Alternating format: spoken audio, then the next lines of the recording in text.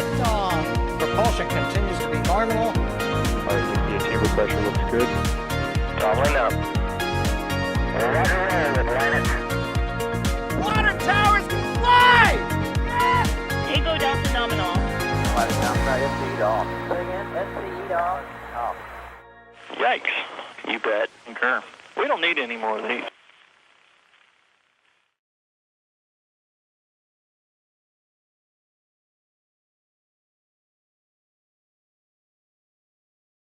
And good afternoon, evening, morning, night, wherever you are around the world, and welcome to the Cape Canaveral Space Force Station, where we are live for the launch of OneWeb 17 aboard a Falcon 9 rocket from SLC-40 and a return to launch site landing of booster 1062-13. So a very exciting mission coming up. I am Chris Gebhardt, the Assistant Managing Editor for NASA Spaceflight, and I will be your host this afternoon as we go through fueling and launch and landing of the Falcon 9. Joining me here on comms today in the studio is Mr. Alejandro Romero. Alex, how's it going today? It's great. Kind of a comeback here after turn one yesterday, and definitely excited to see today's.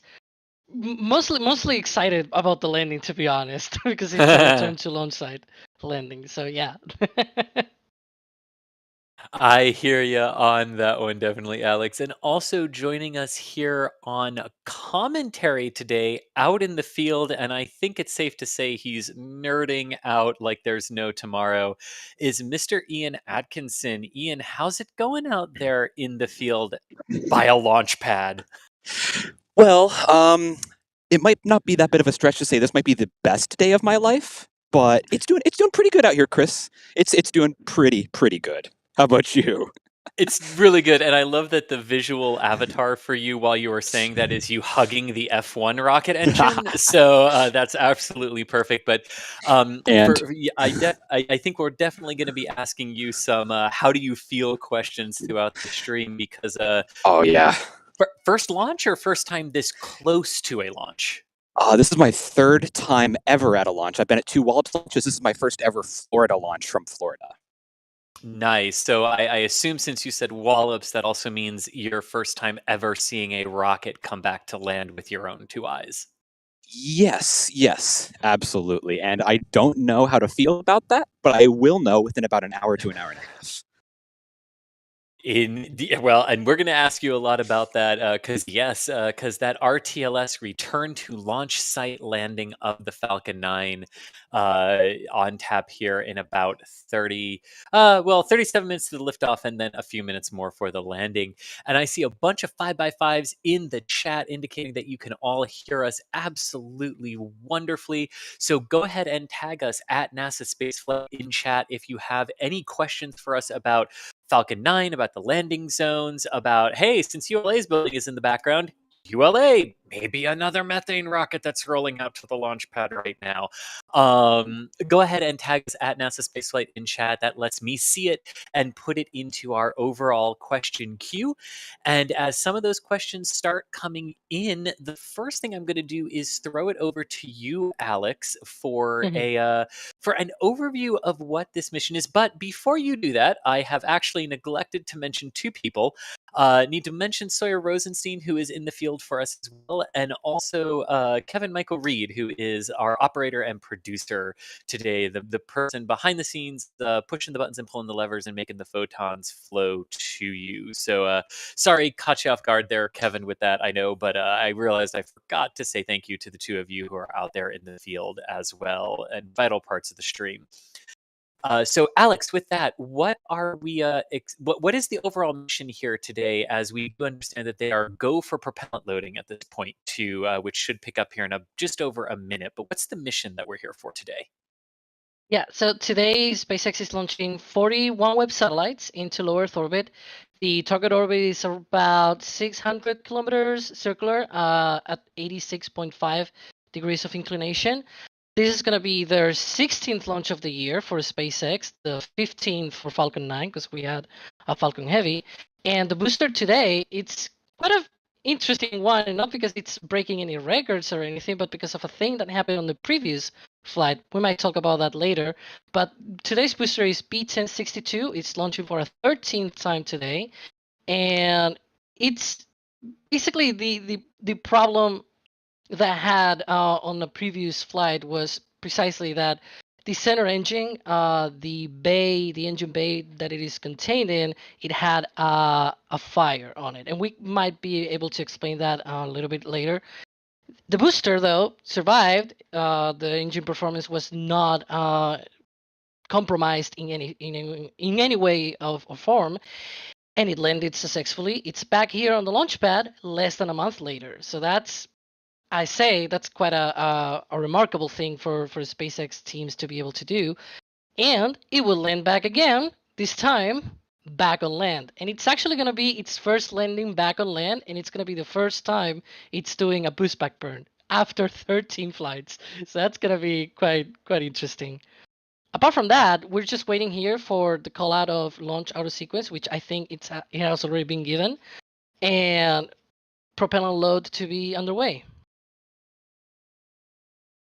There we go. And so many questions are coming in, and really, really good questions. But the biggest one that we have coming in here, and I'm just going to grab one as the example here. Lots of people in chat really wanting to know variations of what's up with landing zones 1 and 2 now being used by other companies. Does this mean SpaceX's lease of those landing facilities is up, and that this is the last ever RTLS of the Falcon 9?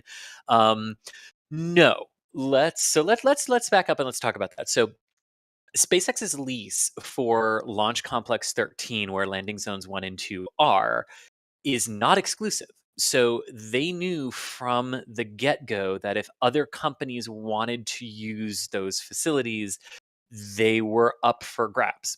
So, like, for example, if Blue Origin ever wanted to perform a return to launch site landing of New Glenn and say, hey, there's already a launch pad there and it's not, or there's already a landing pad there and it's not exclusive, we want to use it, that was always sort of part of the understanding that use of Launch Complex 13 was not exclusive for SpaceX. So what we are seeing is the coming up to fruition of that, where Viaspace and Phantom are able to use those pads for some of their upcoming launches and testing and things along those lines. Now, I think an important caveat to understand about this is, the range is sort of trying to let as many people as possible use the facilities that are there, but there's still a large priority over operational missions to, hey, we want to test something and we want that landing pad as our launch pad, but a Falcon Heavy needs to return to launch site, land its 2 side cores.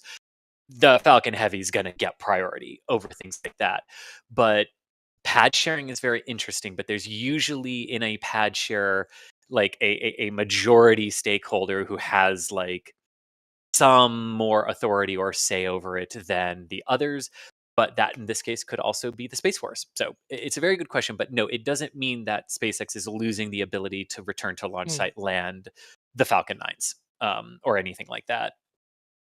But really good question. Yeah, let's go ahead. Yeah. And one thing to point out, for example, for Slick 46, that is the same, where Astra used it, but now ABL is also going to be using it.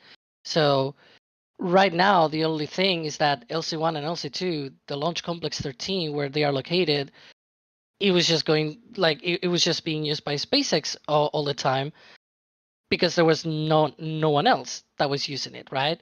But it is not a unique lease of that pad. It can be shared with other companies. The only thing is that obviously they just didn't have anyone else. Now they do, and now all of these other companies are coming in.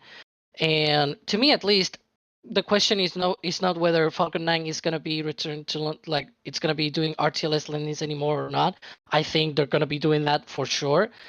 To me, it's more like a question of where are they going to be putting these people, right? Because it's like, thankfully, at least these people, their rockets seem to be small, so they might not need a lot of pad infrastructure out there, similar to ABL and Astra. And at the same time, they don't seem to be ready for a launch just yet. So it might be maybe a few years until we see them actually coming in and putting the rockets there. But in the meantime, they might be able to use all the things.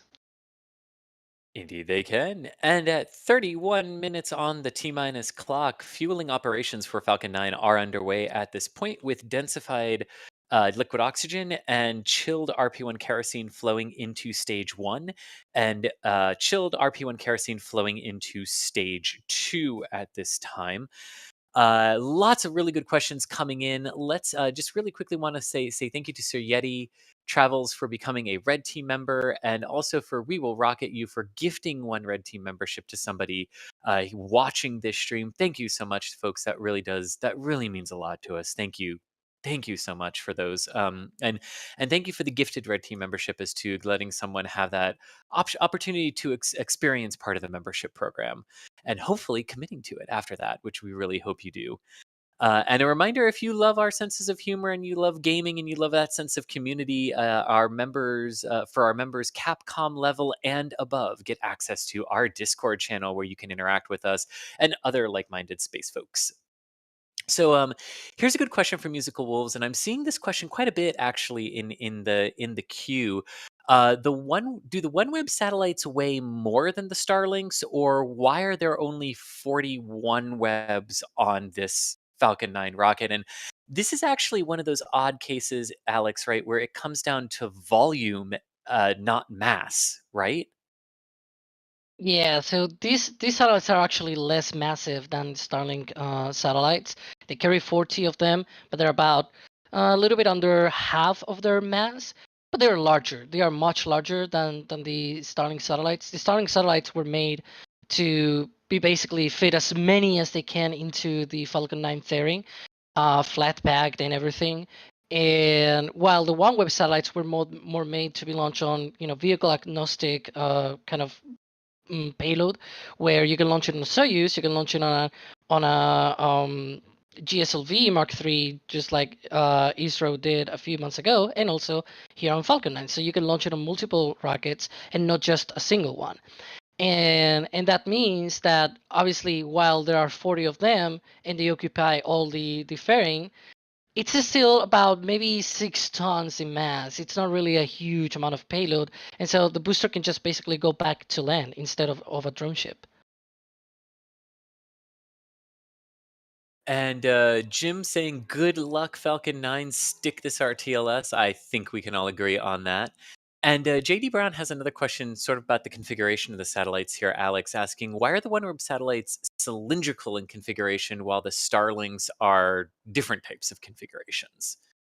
And I think this just Yeah, comes down to so how they decided to build them, right? exactly. Yeah, that's precisely. So when SpaceX built the Starlink satellites, their idea was precisely to make them such that they can fit as many as they can into the Falcon 9 fairing.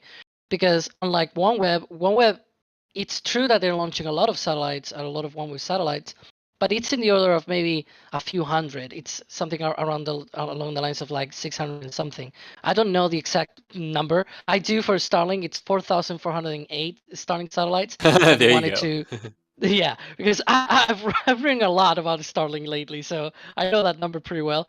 And when you're going from hundreds to thousands, what you must like, at least from your satellites, is that that you can fit as many as you can in your own rocket, because unlike OneWeb, SpaceX has their own rocket.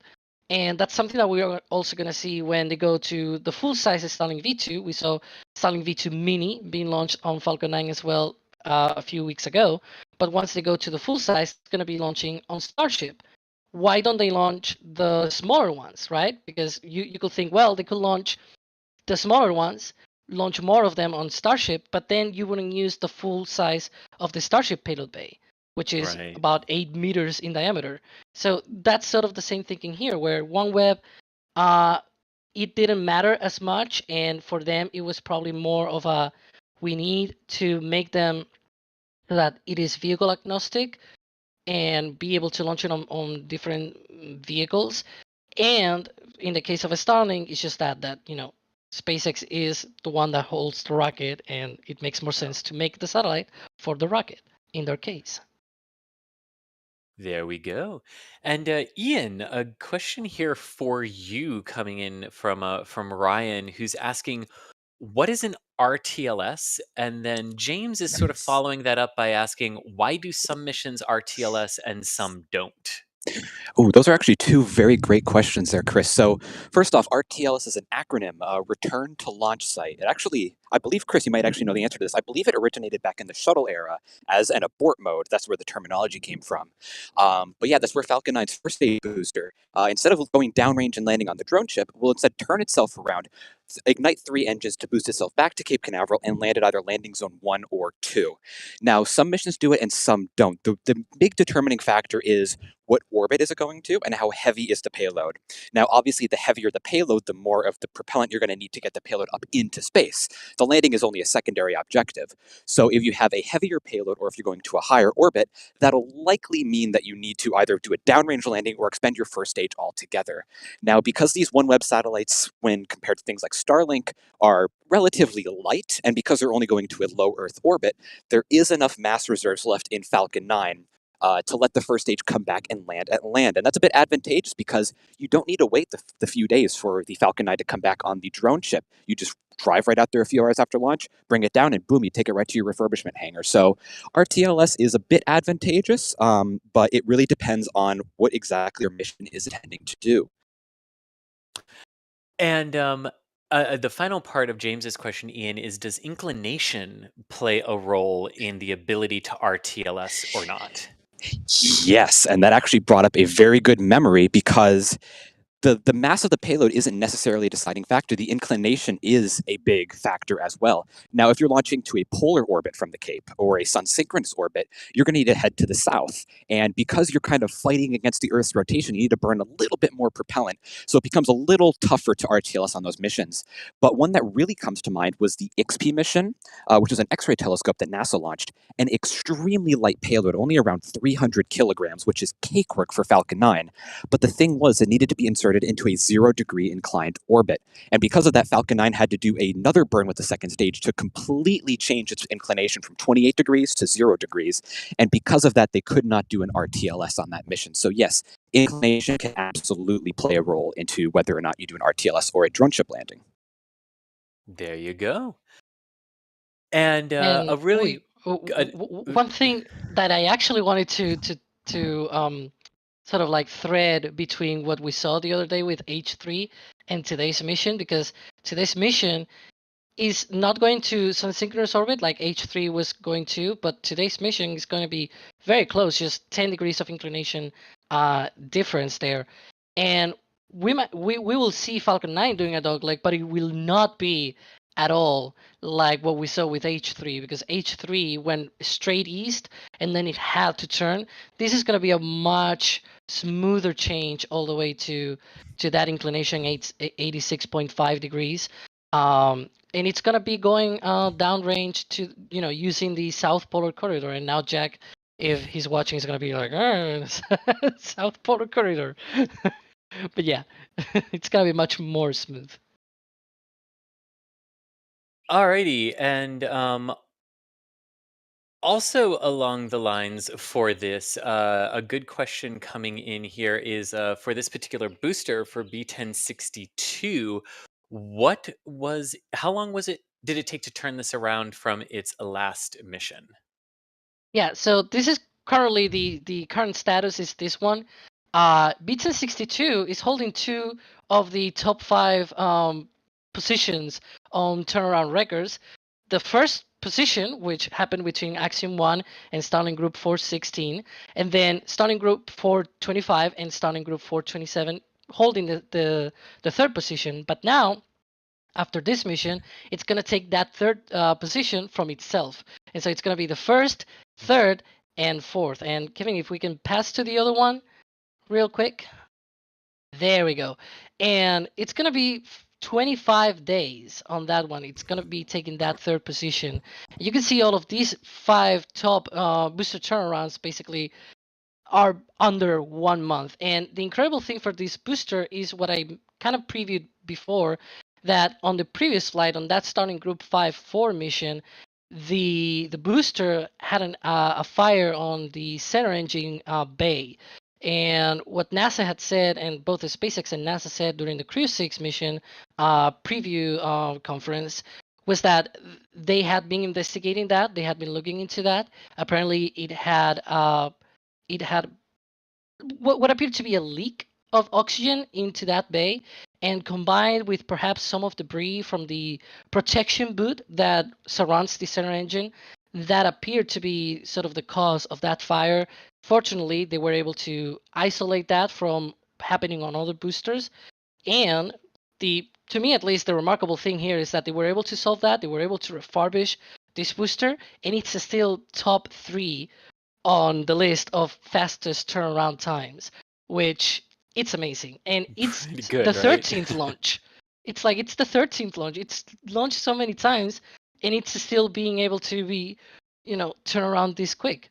Yeah, and as we can see here too, the countdown progressing here with the commencement of that T-minus 20-minute vent, which not for the first stage, which Alex was just talking about, but it's actually indicative of what's going on with the second stage directly above it. So this is the visual indicator that RP1 kerosene load into stage 2 has been completed, and that they are currently purging the transporter erector propellant and fueling lines with gaseous nitrogen to purge them and get ready for the changeover to begin loading densified liquid oxygen into stage 2. Meanwhile, both of those commodities are still being loaded simultaneously into stage 1, the booster that Alex was just talking about there. And Stefan, thanks so much for the support saying "we." I think we can all agree, and I think that's what Ian will be saying shortly too, right, Ian? As he moves for the unmute button. Yes, yes. Running from my camera to the tripod. Absolutely. This is feeling very real right now. And don't unmute, don't remute yourself, because we do have a specific question to you from Whitney and John, who are asking, what part of the launch and RTLS are you, Ian, most excited for? I think the sonic boom is one that I'm really, really looking forward to, but also Booms, hearing. S. There are 3 Oh, of sorry, them. sorry. Yeah, the triple sonic boom.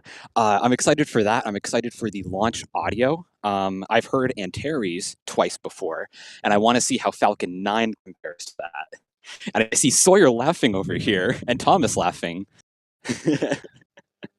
But yeah, I am very, very excited for that. Awesome. And Jim's also really excited here, gifting another Red Team membership for folks. Thank you so much. And Michael has been going through our store, finding some things that they like. Some metal prints, it looks like, of the big shiny beast, the big cousin, if you will, of the Falcon 9 that hopefully later this month will be making its debut flight into orbit. That, of course, being Starship there. But Michael, thank you so much for going through the store and checking out a few items. That is another way that you can definitely support us and everything that we do here at NSF, including rolling out so many people here onto the Eastern Range to see this launch and to bring it all to you. And speaking of the Eastern Range, a good question here from CB Manley, who's asking, when you say range, what organization are you referring to? Is it part of KSC, the US Air Force, or an independent body?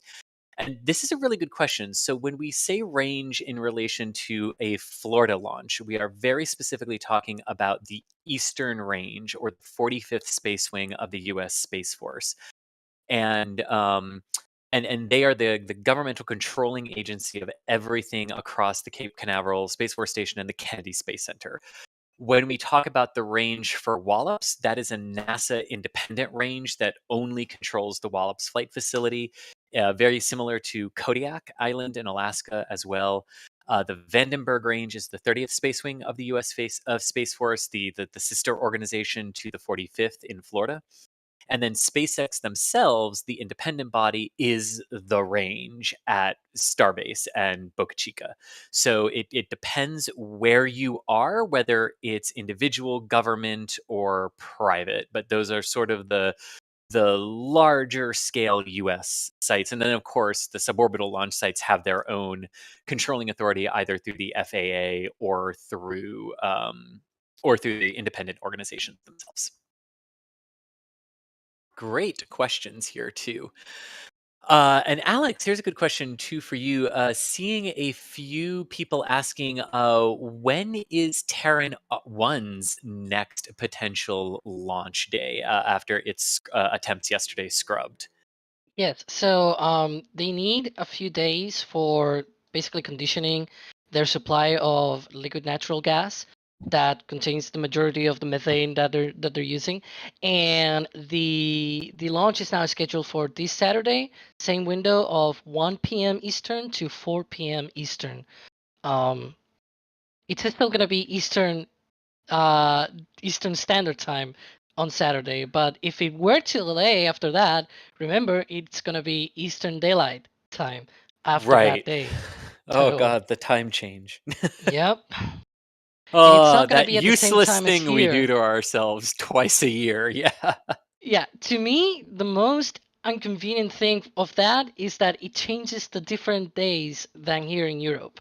We changed the last Saturday of March Yeah. rather than the second, and so those 2 weeks, it's horrible It because really is, now yeah. Both ways, it's because like I yeah. also forget like the offset now to you all like for 2 weeks, and then right when I get used to it, it changes again. Like it's Yep. bizarre. But we have a lot of good questions that have piled up here. So let's see how many we can speed run here. Alex and Ian too. I might throw some of these to you too. So stand by for the unmute on your side.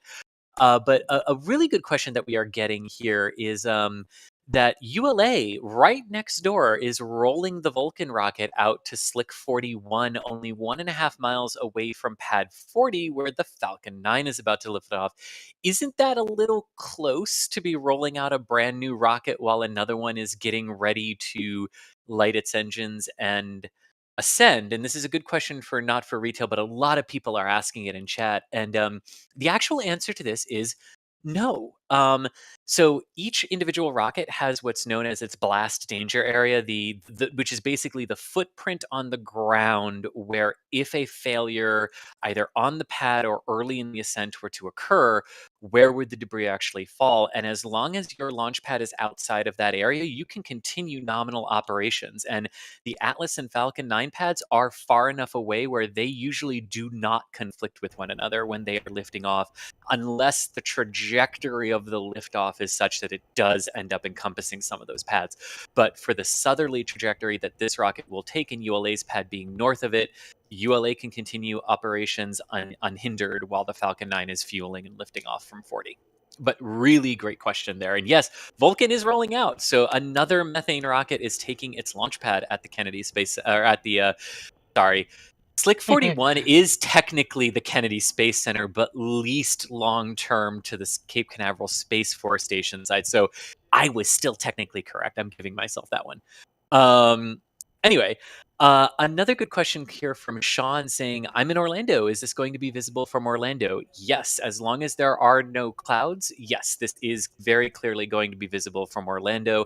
Likewise, if you are anywhere along the east coast of Florida, south of the Cape, this is going to be very visible to you because this is the trajectory that it will be taking here. And you can sort of see a few different things here. You've got the lines sort of indicating where different things are going to happen. So the line closest to the Bahamas, that has a box just off the coast of Miami, is the stage 1 doesn't relight its engines for the boost back burn and perform the return to launch site landing. Where is it going to impact downrange in the ocean? So we can tell mariners to be watching out for that.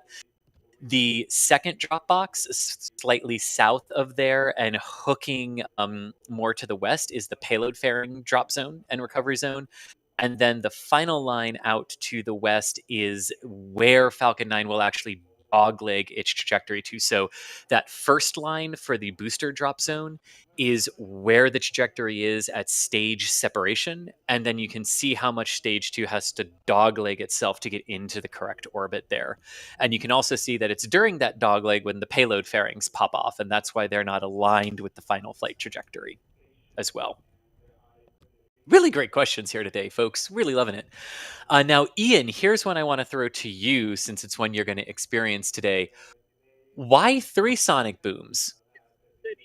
Ooh, so that's a really good one. So the three sonic booms come from three different parts of Falcon 9 because it's a very complex structure. It's not a pure cylinder.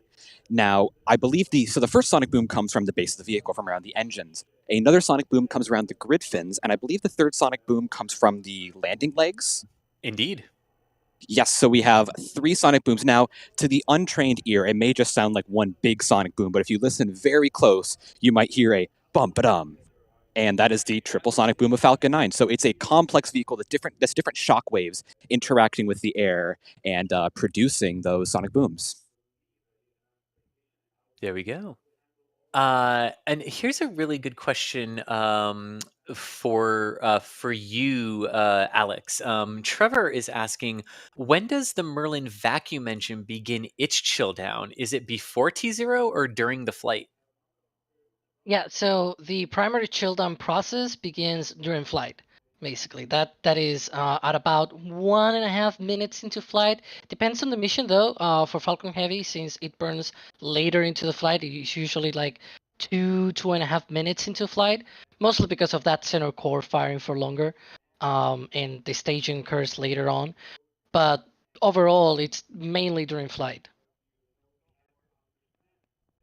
There you go. And also, quick question here from Rocket Man. Has stage 2 of the Falcon 9 ever had a RUD, a rapid unscheduled disassembly? Oh, No, the second stages of the Falcon 9 have performed well. very, very well, right? Well, I mean, like during flight, right? Like during ascent into initial Well. orbit, right? CRS-7 had a failure. Not of this version of Falcon 9 though. That was the Falcon 9 V1.1 version. Actually, the penultimate one of those, and it had a failure. But it was not. I mean, it was something on the second stage, but not for the second stage itself.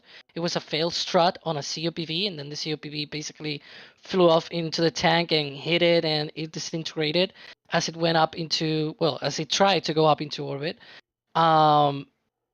And we yeah, know, it's tricky. It's kind of like it's a yeah, technical yes, but not the way you're thinking. Like this exactly. first stage was still firing when the second stage Mhm. failed in that regard. Yeah. The same way Yeah. that, AMO 6 failed because of the second stage, but also again, it was on the pad and it like nothing basically, other than they were loading propellant, nothing else was happening at that moment, and the failure was precisely because of the way they were loading that propellant on board the Falcon 9, and an issue with the COPVs as well. So Yeah. Indeed. So a fascinating question because it depends on what you mean by it, right? Like with the engine firing, no, the second stage, like the second stage when the engine has lit and then the first stage hands off to the second stage, it's always worked. But yeah, there's the tricky cases of CRS-7 and AMO-6 in there for Falcon 9 second stage. Ian, here's a question I'm going to throw to you. So Yvette is asking, so the next Falcon Heavy launch is Viasat 3, and it's scheduled for April 8th at 6:25 p.m. Eastern Time. Since the specific launch details have been announced, does that mean I can safely book travel arrangements? Safely might be taking it a little too far. I mean, I booked my travel arrangements a week and a half ago, if that's any indication. And even then, that was a bit risky. You absolutely could book right now. There is definitely a chance that it could launch that day. I would, however, wait a few more weeks, about 1 to 2 weeks out. And even then, it's still a bit risky. There could be an issue during static fire. There could be a payload delay. There could be a range delay. I mean, I originally came down here for CRS 27. That's now been pushed to Tuesday. So I won't be able to see that, unfortunately. So, it's there's some risks and there's some risk you have to take when booking launch viewing tickets. But as I often yeah, say, if you're and here a week, the odds that a Falcon 9 will lift off are quite high. It might not be the one you anticipated seeing, but I mean, yeah, I came here to see CRS 27, and OneWeb managed to slip right into the time that I was here, so it kind of kicked CRS out. But now I'm seeing an RTLS. there you go. And one important thing to say is that Falcon Heavy launch, you're only going to see the launch if you come here to the Kennedy Space Center, Right. because that launch is going to be fully expendable. So it's the unfortunate Expendable Falcon Heavy, yeah. So Mhm. no dueling RTLS landings, return to launch site landings for that one. Good point there, Alex, as well. And Alex, since we were just talking about that and RTLS and landings and everything, which this booster will do back to landing zone 1.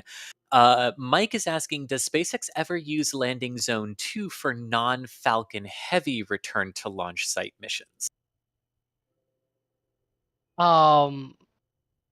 It used it once for geez, now because it was 2 missions in a row. I think it was Hakuto R last December of 2022. I'm looking for it. Yep, Hakuto R on December 11th, and the reason for that was that they had a OneWeb launch, OneWeb 15, that happened a few days before, and while they can retrieve the booster pretty much within the same day, they prefer to actually defer the landing to the landing pad next door, basically to LC2. Most likely because it's just easier if you don't rush things and just land the booster next door than rushing things. And if something were to happen with a booster retrieval or something, it makes sense to just basically land it next door.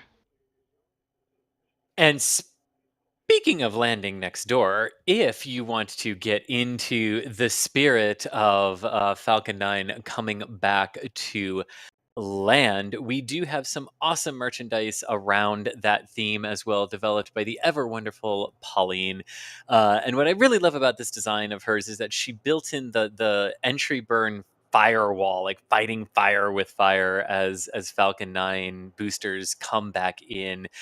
So definitely, if you want to help us out and you want to contribute some and celebrate the return to launch site landing today, definitely check out some of our apparel.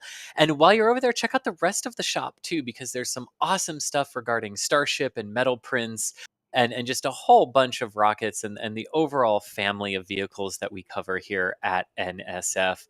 So do check out the rest of the store, and if you're looking for artwork for your wall, definitely check out some of our metal prints as well.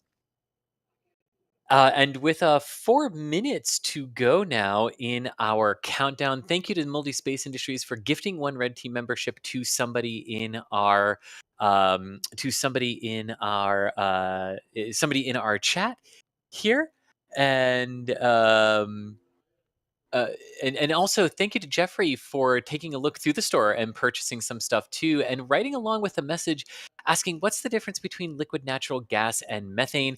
Well, methane is a liquid natural gas, but liquid natural gas sometimes means there's a little bit of impurities. It's not pure methane, but even ULA uses liquid natural gas, but admits it's actually methane. So operationally, not a lot. That is that. And All right. yeah, I was just going to say, with about 3 minutes left on the clock, Ian, how you feeling out there on the ground? Oh, the heart is a pumping. That is very, very certain right now. So I think on that note, I'm going to do some final launch preps. Just not sit back, relax, get to my camera, and get ready to photograph this launch. But I will see you guys on the other side. There's a very high chance you'll hear me on the ambient microphone cheering. But other than that, I'll see you guys after the landing. Sounds good. Yeah, definitely enjoy that visual today, Ian. I mean, it looks like amazing conditions and mostly clear skies down there for this launch. Maybe a few high altitude clouds, but nothing major. And Alex, at this point in the countdown, Falcon 9 is nearing the end of its fueling process, correct?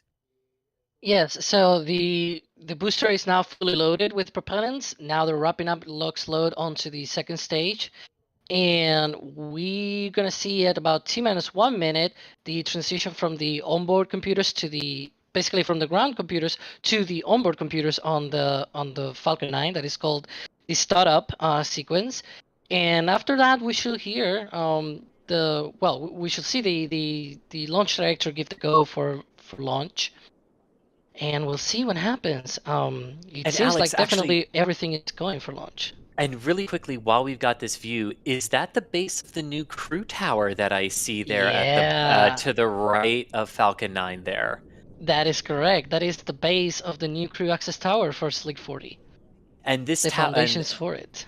And that's to supplement Pad 39A, right? Like to provide a redundancy and Yeah. such, so that there's not just one crew pad that's being relied on for Falcon 9 crew and cargo operations now.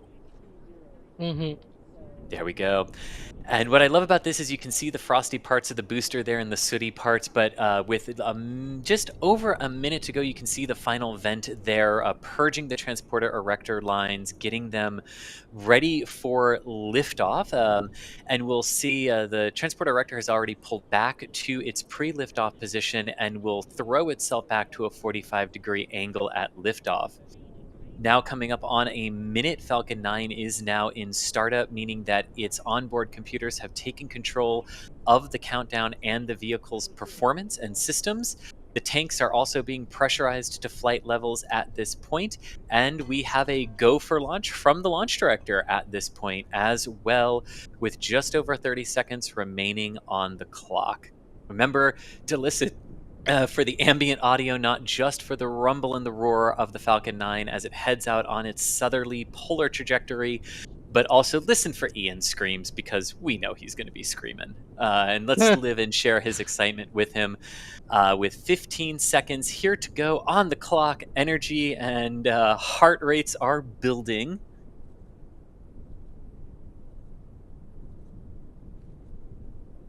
And we have ignition and liftoff of the Falcon 9 rocket on the OneWeb 17 mission. Go Falcon 9 and go OneWeb. Also go Bird.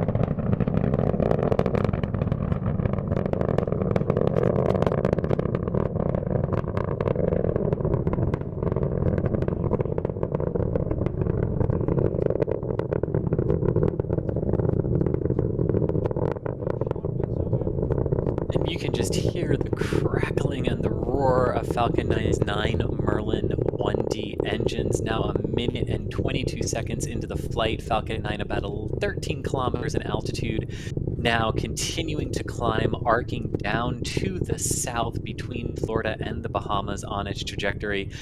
Just under a minute of powered flight remaining on the first stage at this point, after which it will shut down, separate, and immediately perform a flip and boost back maneuver to begin flying itself back to the Cape for a return to launch site landing as the second stage continues to take the 41 OneWeb satellites into their needed polar orbit. Look at this tracking shot here from some of our assets in and around the Cape, and man, I really love that you can just clearly see the Falcon 9 through that exhaust plume as it continues to expand in the lower pressure upper levels of the atmosphere here. Now it's gonna be the moment of Oh. shutdown. Man, There we go. Alex, you nailed that perfectly. And this is one of my favorite views of the pneumatics and the pusher systems inside Falcon 9 as part of the separation sequence. Off it That you can goes. see there. Look for that flip. You can And see there the we go. booster flipping in the background. The Merlin vacuum engine is up and running, and OneWeb continues onward to orbit on the second stage as that first stage on the left-hand side of your screen flips around and does its boost back burn. You can see the second stage from the booster camera there. Almost, it just disappeared below the booster. But you can see both stages firing now to perform their respective parts of the mission. On the right-hand side of your screen is the second stage and its orbital velocity data. We're looking for approximately 27,000 kilometers per hour for that stage at cutoff in a few minutes. And then, of course, you can see stage one nullifying its velocity and changing its overall trajectory to bring itself back to the Cape. And there we go. Boost back burn has finished. Indeed. And look, you can see the cold gas thrusters now firing to, reorient that booster. And here come the grid fins right on cue as well. And there go the payload fairings And on fairing stage separation. 2. You can see the OneWebs. Oh, and there goes one of the fairings behind the rocket nozzle there on stage 2. And of course, those payload fairings headed for their respective splashdowns and recovery in the Atlantic near the Bahamas, just north of Going to Cuba. be recovered by recovery vessel Bob. I think when I introduced the mission, I forgot to mention Bob. Poor Bob. I Well, mentioned the landing zone, but I didn't say the fairings. And I also talked about the fairings landing, and then as soon as I started to talk on that sentence, I was like, "Oh, which recovery vessel is it?" Like, for them, I don't think we've said, yeah. But what I love here, Yeah. Alex, is you can see Florida, and you can see the Yeah. bend in the Florida Peninsula around West Palm Beach, and it's that bump out in the Florida Peninsula, the whole reason why the dogleg trajectories are needed, because it's such a that little bump out in South Florida is such a densely populated area that we really just don't want to ever fly over that on first stage flight, just because of the potential debris impact there. And if you did notice on the right-hand side of your screen, there was a little piece of ice that broke off the engine of the Merlin vacuum that is totally normal and totally expected during stage 2 ascent to orbit. But my gosh, Alex, look at the Florida Peninsula there. Yeah.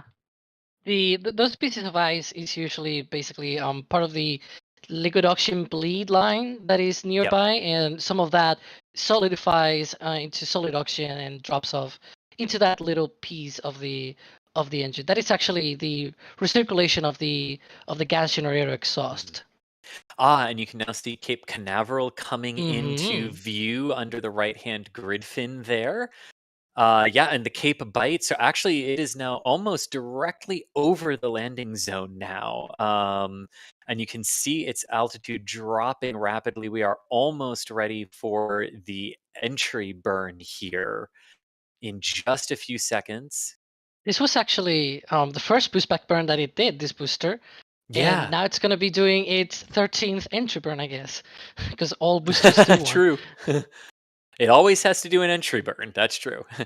And you can see it's now directly over, and there's the entry burn from the ground tracking camera Oh, with Thomas that we've got there. You can see that wall of fire on the booster, and it's shut down. And now this is what I love. Visually on the ground, now you've got that streak to visually follow when you are watching this with your own eye, and it is absolutely incredible. And let me tell you, that booster is dropping so fast at this point, and it is so directly above you that your mind really starts to play tricks on you, especially the yeah. closer and closer it gets to the ground. And it's usually right at the point where you're like, oh my God, the engine didn't relight, that the engine relights for the landing burn. It's that element of like visual trickery. And you can see the angle it comes in. Like, it's Yeah. crazy. As soon as the re-entry burn finish, it's like it steers into that high angle of attack, and it's coming in really, really fast and really, really And of course, crazy. right now it's still targeting just offshore. It's only when the Mhm. engine reignites that it actually begins to target the landing. And here we go. And now we're also going to stop talking a little bit to listen for that sonic boom, which should be hitting momentarily soon as the booster comes into land here.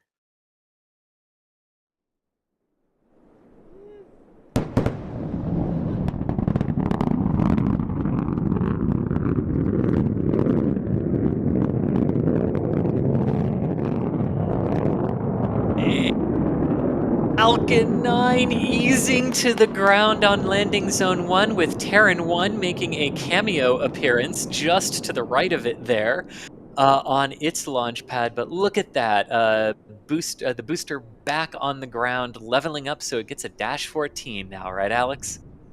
Yep. Now it's gonna be ready for the next launch. Any predictions on the turnaround time? Oh, maybe we get another surprise under 1 month turnaround.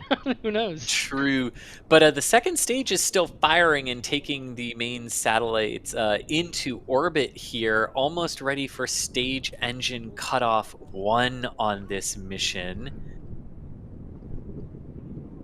which should be any second now. Yeah, and that on the ground next to the booster was the Terran one, not to confuse with a Falcon heaviside booster. Exactly. And cutoff at 28,000 kilometers per hour. So that should be a good orbit based on the orbital apogee that the OneWebs go to, which is much, much higher than the And Starlink. nominal orbit insertion confirmed.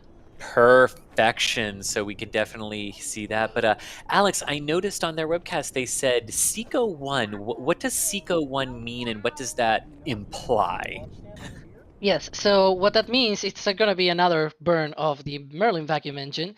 Currently, they are in about 180 by 600 kilometer orbit, and in about 45 minutes, so basically it's going to be coasting to that apogee, to that 600 kilometer apogee, and then up there, it's going to be burning, like the engine will relight for a couple of seconds, and circularize our orbit into a 600 by 600, more or less, well, not fully exact, but more or less. And once that occurs, they're going to be starting to deploy the satellites afterwards, a few minutes later. So, yep. There you go. And just want to acknowledge here after an amazing, amazing launch. I just want to say real quick thank you to Dougal for gifting 1 Red Team membership. Thank you so much. Really appreciate that. Astro95 Media. Nate, nice to, hey, Nate, nice that you were hanging out with us, saying no questions, just enjoying the stream. Appreciate that you were enjoying the stream there, Nate. And hopefully we can get you a rocket launch from Texas in a couple of weeks. And then Jeremy also just saying, watching from Titusville, great job for everything that you all do. That came with a purchase from the store with the launch, entry, and landing merch. Nice. Thank you so much there, Jeremy. Really, really appreciate it there. Alrighty. And Ian, do we have you back on comms? Somehow my heart is still beating, Chris. Oh, I'm literally shaking. How high did your heart rate get? I don't have a smartwatch, so I don't know, but it got to the point where my chest was hurting, so I think that was pretty high. That might have been from the audio. Oh my god, my pictures, I'm going to be honest, my pictures are probably half useless because I was just shaking and screaming, but we'll fix it in post, I guess. We'll fix it in post. I love that. That's what Photoshop is for.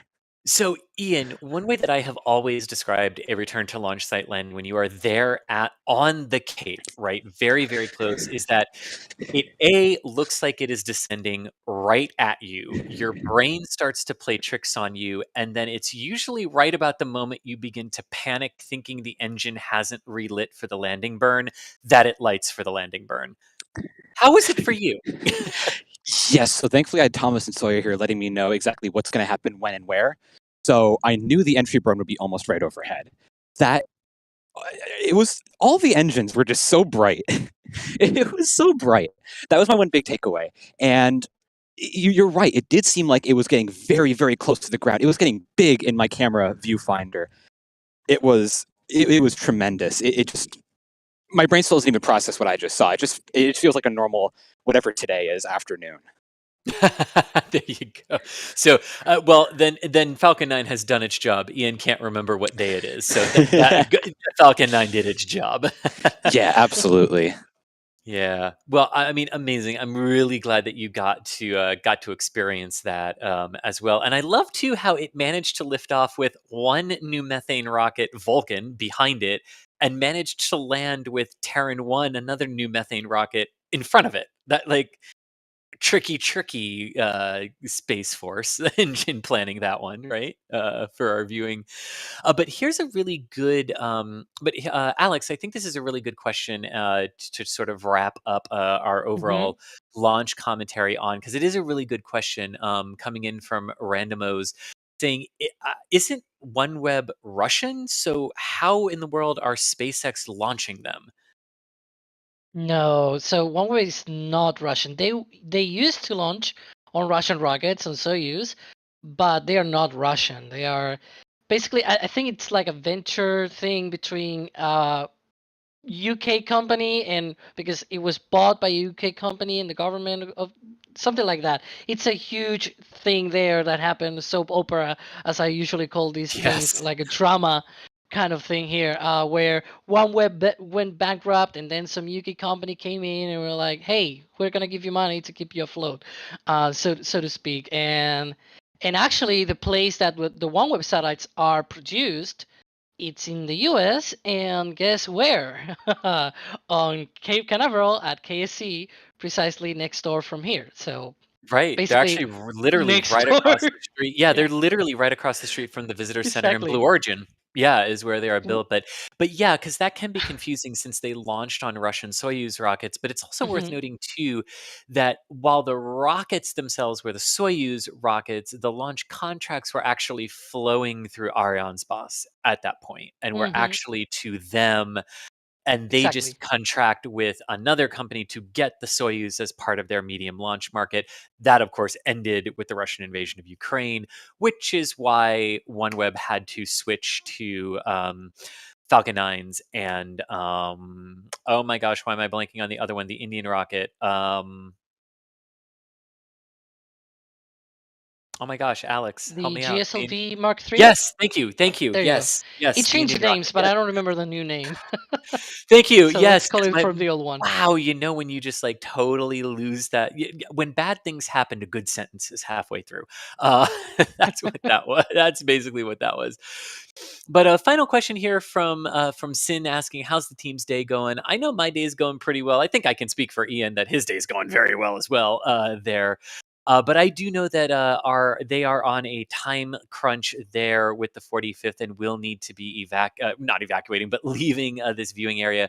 So thank you both. So Thomas, Sawyer, and Ian, thank you so much for rolling out there. I am. Why do I always say that? I am. I just because the stream's over, I still am Chris. So I am Chris Gebhardt, Assistant Managing Editor of NASA Spaceflight, and joining me on stream today were Alex Romera. Alex, thanks so much for being here with us today. Always a pleasure, and definitely exciting to see these return to landing sites landings. I believe the next launch is not too far from now. It's going to be the CRS-27 launch next week, and Mhm. before that, we're going to see, well, not here because it's hardly visible, but Crew 5 is also going to be coming home. So That's right. maybe Ian might be able to see that as well. He's going to be very lucky if that happens.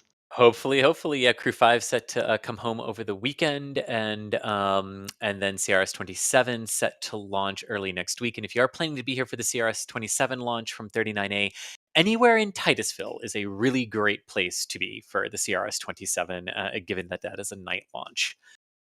But also joining us here behind the scenes were Mr. Kevin Michael Reed. Kevin, thank you so much for pushing the buttons and pulling the levers and making the photons and our voices fly across the internets and interwebs to everyone around the world.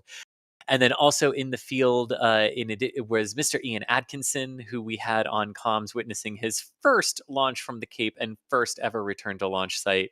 Landing, I know he had an absolute ball out there. And also joining him out there were Thomas Berghardt, our news director here at NASA Spaceflight.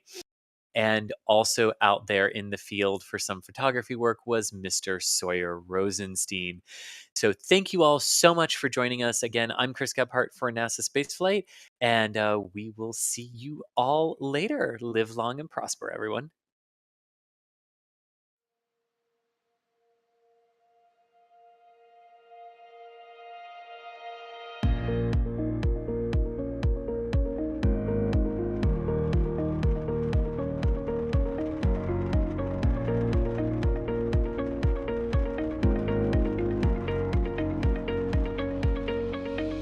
We have liftoff. Propulsion continues to be normal. RCP chamber pressure looks good.